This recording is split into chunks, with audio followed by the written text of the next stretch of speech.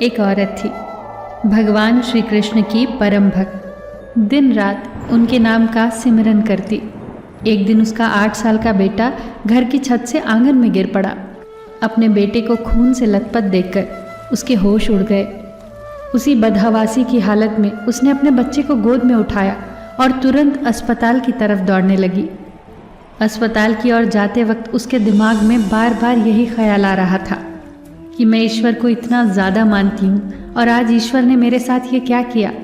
उसने भगवान श्री कृष्ण को उलाहना दिया, हे कान्हा, दिन रात मैं तुम्हारा नाम जपती हूँ, फिर भी तुमने मेरे बेटे के साथ ये क्या किया।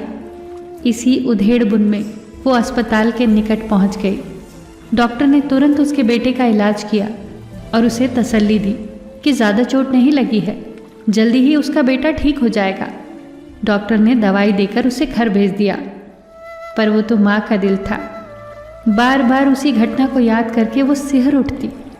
बार बार उसे ख्याल आता कि भगवान का इतना नाम लेने पर भी उसके बच्चे के साथ क्या हो गया। भगवान ने उस समय उसके बच्चे की रक्षा क्यों नहीं की। ये प्रश्न उसके दिमाग में बार बार आ रहा था। और अब भगवान की लीला देखिए। उसी समय टीवी पर किसी महात्मा के प्रवचन आने लगे जो कह रहे थे, ईश्वर किसी पर आने वाले कष्ट को रोकते नहीं हैं, किंतु उनके नाम सिमरन से ईश्वर हमें इतनी शक्ति अवश्य देते हैं कि हम आसानी से उस कष्ट से बाहर निकल जाएं। ईश्वर हमारे मार्ग को सरल कर देते हैं, इसीलिए नाम सिमरन करते रहना चाहिए।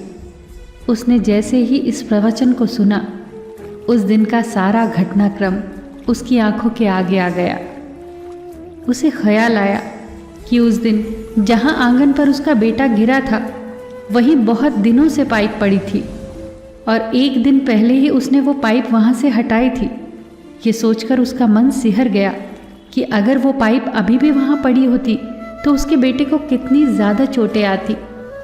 इसी उधेड़-बुन में उसका हाथ अपने पेट पर गया और उसे याद आया कि अभी कुछ दिन पहले ही तो उसके पेट का ऑपरेशन हुआ था। वो तो एक बाल्टी भी नहीं उठा सकती थी, लेकिन 20-22 किलो के बेटे को गोद में उठाकर आधे पौने किलोमीटर दौड़कर वो डॉक्टर के क्लिनिक कैसे पहुंच गई। इतनी शक्ति और हिम्मत उसमें कहाँ से आ गई। उसे ये एहसास हुआ कि यह अवश्य उसके कान्हा की कृपा थी। उसे एक बात का एहसास और आ गया, डॉक्टर साहब जो 3 बजे के बाद हॉस्पिटल में नहीं होते, उस दिन वो 4 बजे के बाद भी हॉस्पिटल में थे, जिसके कारण उसके बेटे का समय पर इलाज शुरू हो गया। क्या पता किसी ईश्वरीय शक्ति ने ही उन्हें रोक रखा हो।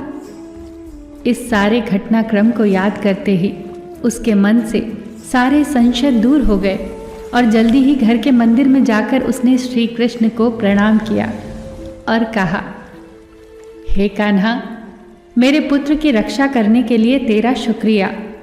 और वो फिर से श्री कृष्ण के नाम का सिमरन करने लगी। दोस्तों, जीवन में जब भी कष्ट आए तो ईश्वर के प्रति अपने विश्वास को एकदम से डोलने मत दो, क्योंकि ईश्वर हमारे कष्टों को दूर नहीं करता। वो हम में वो हिम्मत पैदा करता है जिससे हम अपने कष्टों का सामना कर सके। वो हमारी हिम्मत बढ़ाने के लिए हमारे साथ हमेशा होता है। पग पग पर यह एहसास दिलाता है कि तू डर मत, मैं हूँ तेरे साथ। ईश्वर कहते हैं, उदास ना हो, मैं तेरे साथ हूँ, सामने नहीं आस पास हूँ।